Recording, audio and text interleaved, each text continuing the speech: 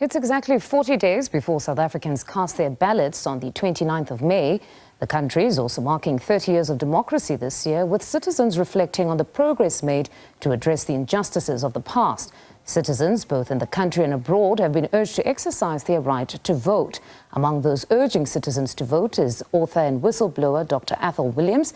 He's doing this through his poem titled Our Mzansi Dream. He joins us this evening to talk about the upcoming elections.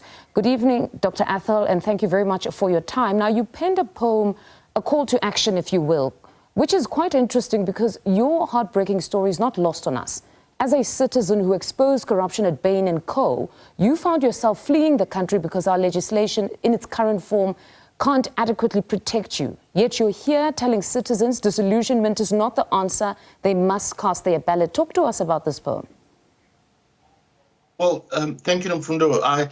Firstly, the fact that I remain in exile is because the current South African government continues to ignore all my calls, all NGO calls for support and protection for me and for other whistleblowers who stood up to defend our democracy and expose state capture. I've written directly to the presidency 9 times. 3 South African ambassadors have approached the presidency and the Ministry of Justice and been told that the government will not offer me any support or protection. So I think that's the tragedy of my situation, the tragedy of a country that is so desperately burdened by the weight of corruption, yet a government who refuses to support those who stand up against corruption.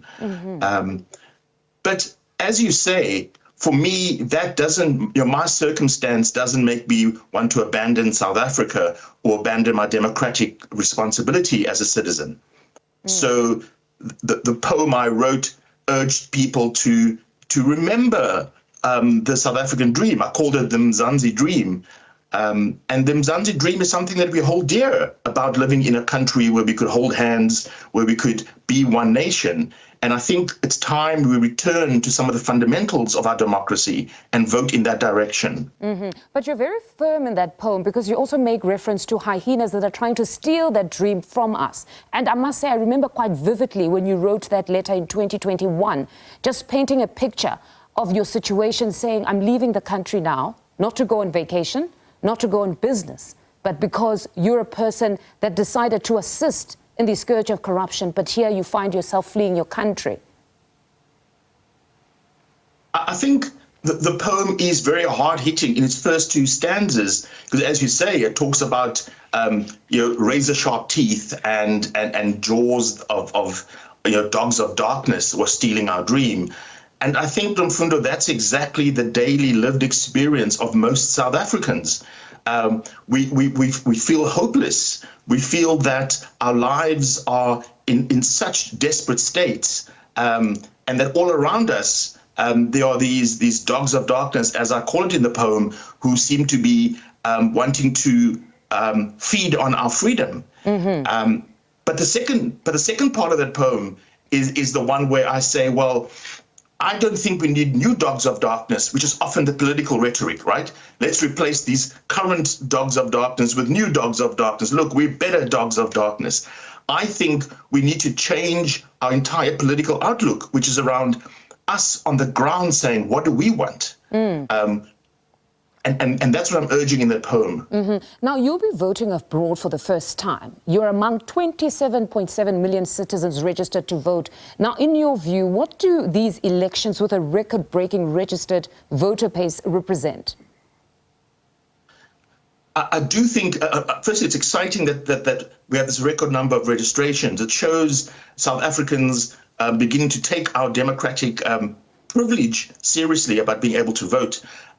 I think these elections are going to be pivotal in that I'm hoping people will vote not based on nostalgia or voting for someone who looks like me or sounds like me, but someone who I believe will represent my interests. And we all have different interests, and I think that's what's beautiful about our country. But I think that's what's going to drive our action. What South Africa do I want to live in?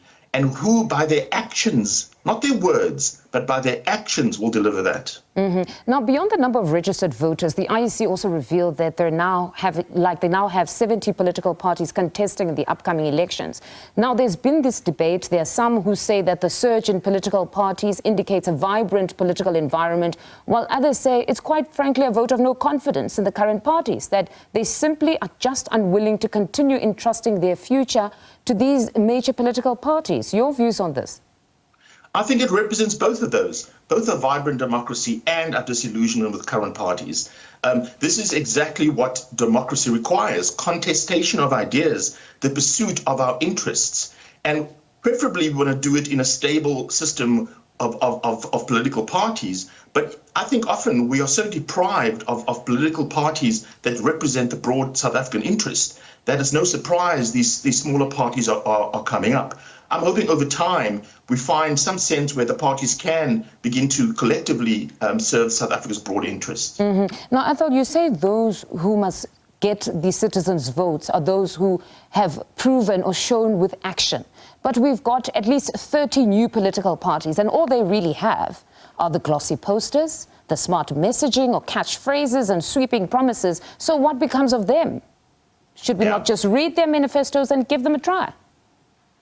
I think that's a very important question. I think that makes it very difficult. I agree. There's no track record of political leadership for us to judge them by. But I think we can judge some of the individuals.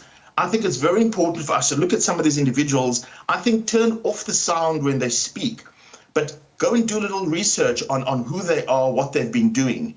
There are many political leaders, new people who are saying they will serve our interest, who for the last 10, 20 years have been actually acting against the South African interest. So I would say go and find out what they've been doing, what they've been saying, what have they been doing in their communities, what kind of work have they been doing. And I think that's how we can judge their character and how they would serve us as leaders. Now, Atholl, as you rightly state, corruption continues to be that albatross that impedes our growth. And whistleblowing, as was stated by the Zondo Commission, is an essential weapon in fighting the scourge of corruption.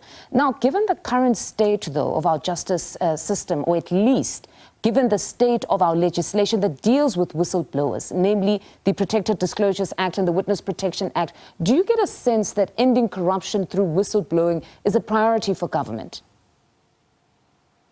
I certainly don't think so. I think our current government is making a very loud statement that they are not serious about ending corruption and supporting whistleblowers in doing so. In fact, my story and the many other corruption whistleblower stories become a disincentive for anyone to speak up. And I think government celebrates this idea. We don't need a change of law to support whistleblowers, because we can support them today. We can protect whistleblowers today, and the law can then follow But how so, Atholl? Because the protected disclosures, to a certain extent, now confines itself to the workplace. It will protect you in the workplace from victimization, being penalized, but when you drive back home, you're vulnerable. Well, but that's what I'm saying. Absolutely, we need to revise our legislation. The PDA is grossly inadequate.